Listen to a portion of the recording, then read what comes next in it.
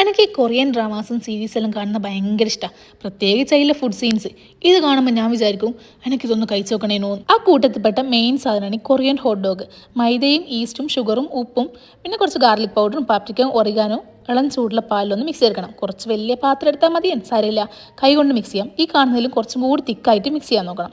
ഇനി കുറച്ച് സോസേജ് എടുത്ത് ചൂടുവെള്ളത്തിലൊന്ന് കുക്ക് ചെയ്തെടുക്കാം. കയ്യിലുള്ള ചീസും കൂടിയും കട്ട് ചെയ്ത് ഒരു സ്ക്രൂവറിലേക്ക് സോസേജും ചീസ് മാത്രമോ സോസേജ് മാത്രമോ നിങ്ങൾക്ക് ഇഷ്ടമുള്ള കോമ്പിനേഷൻ നിങ്ങൾക്ക് ട്രൈ ചെയ്യാം. അതിനെ നമ്മൾ ഡബിൾ സൈസ് ആയ ബാറ്ററിലേക്ക് ഒന്ന് കോട്ട് ചെയ്തെടുത്ത് ബ്രെഡ് ക്രംസിലും കൂടി കോട്ട് ചെയ്ത് മീഡിയം ഹോട്ട് ഓയിലിൽ ഫ്രൈ ചെയ്തെടുക്കണം. കഴിഞ്ഞടോ പരിപാടി ഇത്രയും സിമ്പിളാണ്. ഇനി കയ്യിലുള്ള മസ്റ്റേർഡ് സോസും കച്ചപ്പൊക്കെ ഡിപ്പ് ചെയ്ത് നമുക്ക് കഴിക്കാം.